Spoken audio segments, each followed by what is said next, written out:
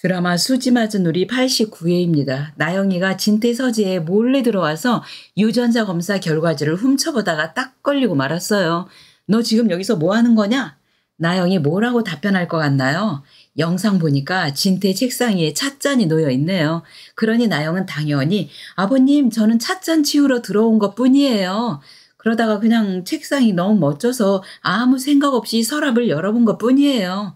이런 식으로 속이 뻔히 보이는 거짓말로 또 둘러대겠죠.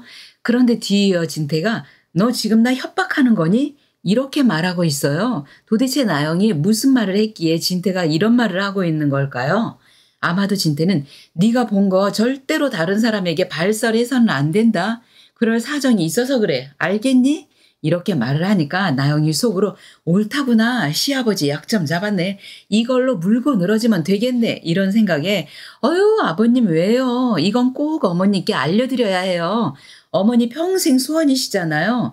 이런 기쁜 소식은 며느리 된 도리로 제가 꼭 알려드려야 할 것 같은데요. 어때요? 지금 전화드려도 되겠죠? 이랬을 것 같아요. 그러자 드디어 진태가 나영을 노려보며 너 지금 날 협박하는 거냐? 이렇게 본색을 드러내는 거죠. 그런데 진태는 어떻게든 나영을 구워 삶아야만 하니까 여기에서 두 사람의 검은 뒷거래가 이루어진다고 봅니다. 진태는 그래 네 소원이 뭐냐? 네가 원하는 게 뭐냐고? 이렇게 나오겠죠. 나영은 사실요 제 뱃속의 아이가 현성 씨 아이 아니에요. 그러니 아이가 출산을 하면 현성 씨 친아들이라고 유전자 검사 결과지 만들어주실 수 있죠? 이렇게 나올 것 같아요. 그런데 진태는 현성이에 대한 애정보다도 항상 자기의 욕심이 우선인 사람이잖아요. 왜냐하면 결혼 초기에는 뱃속의 아이가 의심스러워서 나영을 경계했지만 자신의 목적 달성을 위해 즉 현우방을 없애는 목적을 위해서 갑자기 나영에게 180도 호의적으로 변해버렸잖아요. 그러니 진태는 현성 걱정 따위는 하지도 않고 흔쾌히 나영의 이런 제의를 받아들일 것 같아요. 진태는 그래 알았다. 내가 그렇게 해주마. 그 대신 너는 집에서 시어머니 동태를 잘 살펴라. 뭔가 수상한 낌새가 보이면 나에게 즉각 알려다오. 그러면 유전자 검사 결과지 말고도 네가 원하는 일은 들어주도록 애를 쓰마. 맙소사 이렇게 해서 드디어 악마 두 명이 한편이 되어 해들가를 쥐고 흔들며 마리와 현성을 한동안 불행 속으로 빠뜨려버릴 것 같네요. 한편 마리와 나영은 점점 사이가 악화될 것이라고 예측이 됩니다. 사실 나영이 현성과의 결혼에 성공한 건 마리 역할이 컸죠. 마리는 나영이 무척 예의 바르고 제대로 된 인성을 갖춘 아가씨라고 엄청 좋게 보고 있었잖아요. 하지만 앞으로는 마리와 나영이 사이가 무척 나빠질 것입니다. 왜냐하면 마리가 나영에게서 뭔가 석연찮은 느낌, 뭔가 검은 속내가 있다는 걸 눈치를 챘기 때문이죠. 그도 그럴 것이 마리가 통화하는 걸 나영이 몰래 엿듣고 있다가 들켰었죠. 심지어 마리 휴대폰 몰래 훔쳐보다가 들키기도 했고 그리고 가장 결정적인 건 나영이 먼저 현우방을 없애달라고 말을 꺼내는 바람에 결국 마리가 가장 아끼는 소중한 현우방이 사라져버렸잖아요. 그러니 앞으로는 마리가 나영을 무척 경계하고 쌀쌀맞게 굴 것 같습니다. 하지만 마리의 태도가 돌변했어도 나영은 조금 더 불안해하지 않겠죠. 든든한 시아버지 진태 빽이 있으니까 마리가 그러거나 말거나 미래의 해들재단 안주인은 나다 이런 생각으로 속으로는 코웃음만 칠 것입니다. 한편 장영사의 전화를 받은 마리는 당장 선영을 찾아갔어요. 아니 심장병으로 다 죽어가던 아이가 어떻게 갑자기 건강한 아이로 뒤바뀔 수 있다는 거야? 어쩌면 자기 아이가 저 세상으로 가버리니까 그 또래인 내 아들 현우를 데려다가 길렀을 수도 있을 거야. 이런 생각에 선영을 다시 찾아간 거죠. 마리는 선영에게 우리가 정순정 씨 친아들이 아닐 수도 있을 것 같아요. 제가 최우리 쌤과 함께 유전자 검사를 받아볼 방법이 없을까요? 이렇게 묻고 있어요. 선영은 과연 칫솔을 줄까요? 선영은 일단 우리는 정순정 씨 친아들 맞아요. 제가 들은 바로는 정순정 씨 친아들이라고 분명 들었거든요. 이렇게 답변을 하면서 유전자 검사 해봐야 소용없을 거라고 처음엔 말릴 것 같아요. 하지만 마리가 워낙 애타는 마음으로 간청을 하니까 선영은 우리 칫솔을 드리는 건 그렇게 어려운 건 아니죠. 얼마나 애가 타시면 이러겠어요. 이러면서 우리 칫솔을 마리에게 갖다 줄 것입니다. 자, 그러니 우리가 마리의 친아들이라는 사실이 드디어 곧 밝혀지게 되겠네요. 드디어 유전자 검사 결과가 나오고 마리는 우리가 그토록 찾던 자신의 친아들이라는 것을 드디어 알게 되는 거죠. 마리는 무척 기뻐하며 진태에게 이 사실을 제일 먼저 알릴 것입니다.